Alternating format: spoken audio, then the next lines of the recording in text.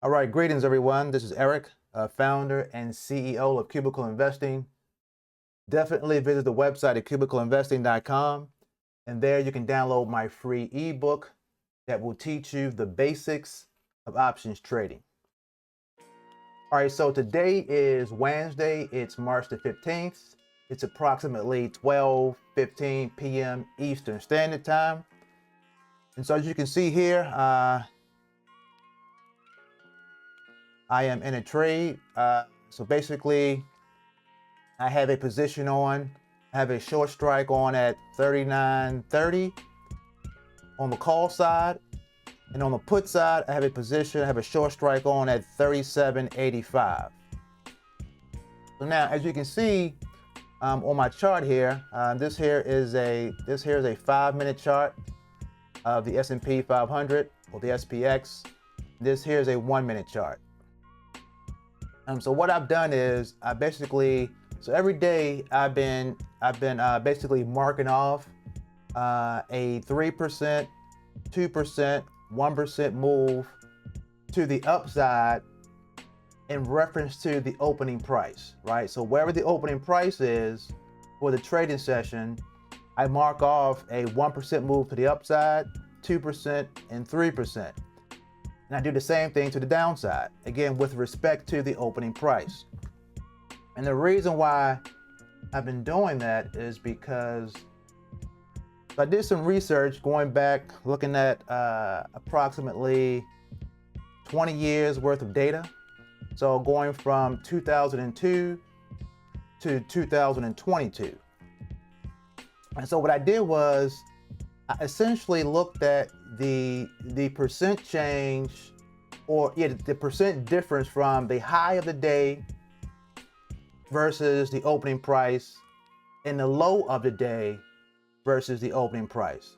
So whatever the opening price was, looking at the high, what was that percent differential? And then the opening price and looking at the low, what was that percent differential? So I did that for this 20-year time period, and it's roughly 5,287 data points. Okay, and so I created these buckets. So the first bucket is less than or equal to 1%. The second bucket is greater than 1% but less than or equal to 2%. The third bucket is greater than 2% or less than or equal to 3%, so on and so forth. Because I wanted to see over this 20-year period just how much the SPX moved up or down with respect to the opening price. And so what I found was that, again, looking at this 2002 to 2022 time period, 95.6% of the time, the high for the SPX with respect to the opening price was less than or equal to 2%. Right, so as you can see here, the majority of the data points fell within the less than or equal to 1% bucket, but then the next large amount of data points fell into this greater than 1% but less than or equal to 2% bucket. So I just look at these buckets together and it gives me 95.6%. And then I did that for the low as well. And again, 94% of the time, the SPX had a low with respect to the opening price of less than or equal to 2%. So this is the reason why I've been marking off. Let me close this out. Just move this out the way. So if that's the case, if the majority of the time the high of the day or the low of the day is less than or equal to 2% over that 20-year time period, then you can confidently say that there's a high probability that if you put on a short strike, the short strike of your credit spread, that is basically beyond a 2% mark with respect to the opening price, then there's a high probability that that your trade will expire out of the money. Does that make sense? So this is the reason why I've been every day. So I've created a spreadsheet where I can, where it quickly calculates. Bring that up here.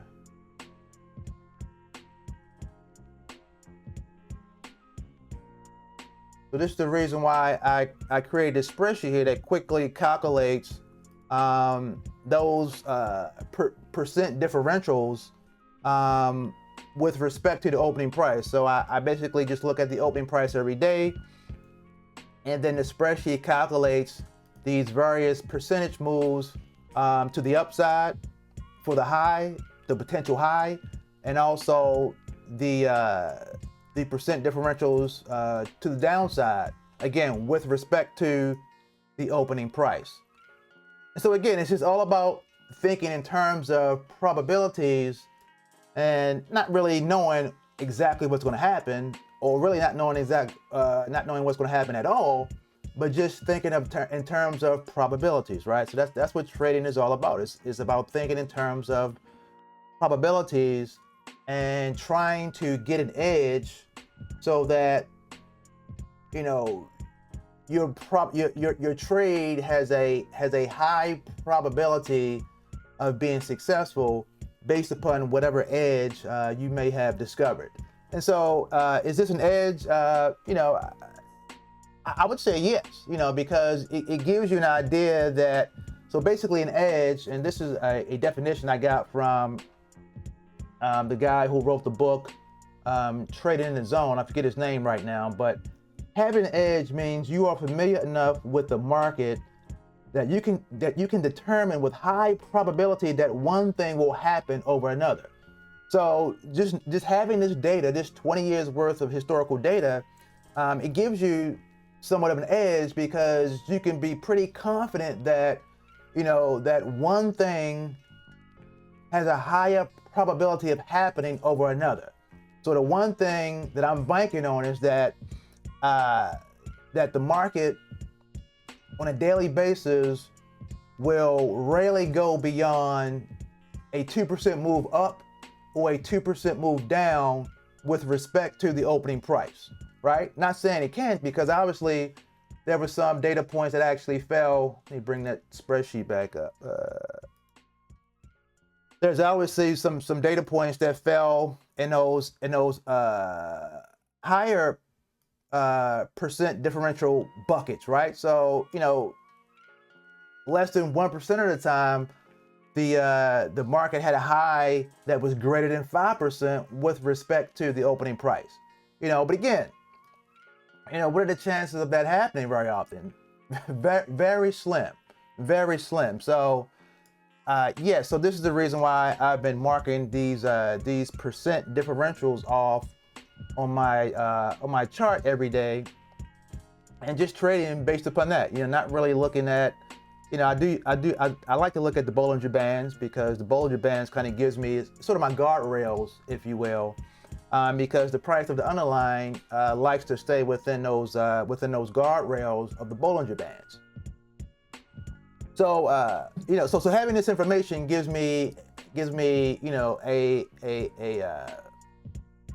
a high sense of confidence that if I go beyond the 2% mark, and considering that volatility has been really high these last few days, it makes it easier to go beyond a 2% move up or down and still get a decent premium, right? So hopefully that makes sense. As you can see on the downside, I'm beyond the 2% move to the downside with respect to the opening price.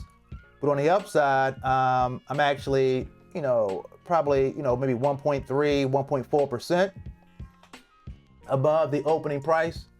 And again, because of the, the credit sushi news this morning, the market's probably gonna be, market participants are probably gonna trade very cautiously today.